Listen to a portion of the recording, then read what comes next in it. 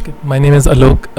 So my question was, if you were to start a company now, having been there, done that, what would you do differently next time around? Hundreds of things. Yeah, don't even guess it, hundreds of things probably. Any top? Actually, well, the first thing that I did was the day that the company got acquired by Cisco, I have this Trello board. Please don't hack my Trello, but it's got an entire list of all the things that I did wrong, and it's pages long basically. Why not write a blog or a book?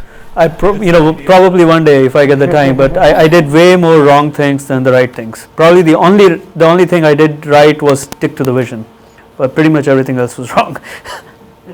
But that's a recipe to build a successful company. You got to do something, more things wrong. But the thing is, when you do things wrong, you just got to switch and change. Like for example, going back to the same example, we started out with the idea that the product is going to be SaaS based. That was wrong. But when we started getting feedback that you got to put the product on premise, we changed that. Another thing that I think I did wrong was on the product side, because we were trying to save money, we started hiring contractors for user experience.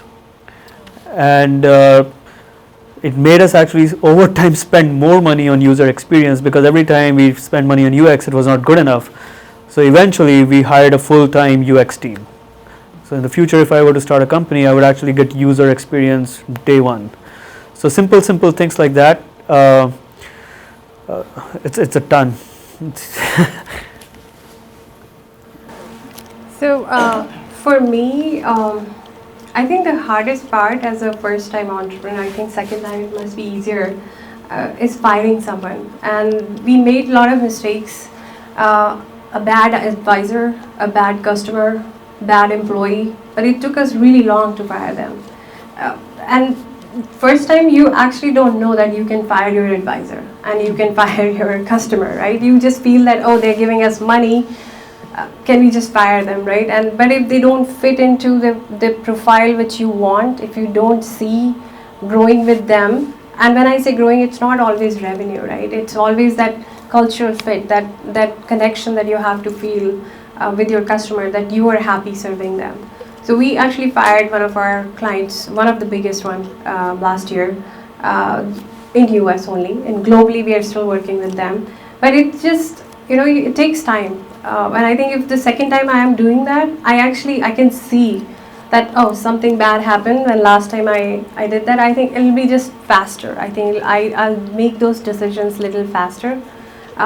In general, I think you yourself actually don't know that what you don't know when you start your first company. So when you start second, I think in that infinite don't know, you infinite minus one, right? Everything else you still don't know. So there's so many paths you can take when you start a company, and you go pick one path, you make mistakes. I think if you take the second path, you might still make those mistakes. I've heard people saying they made the same mistakes again.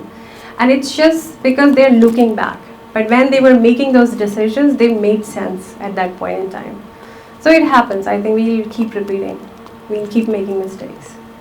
Last question. I think the key is to fix them immediately. I remember one of the most uncomfortable things that I had to do is I hired a SVP of sales from a very large company very early on.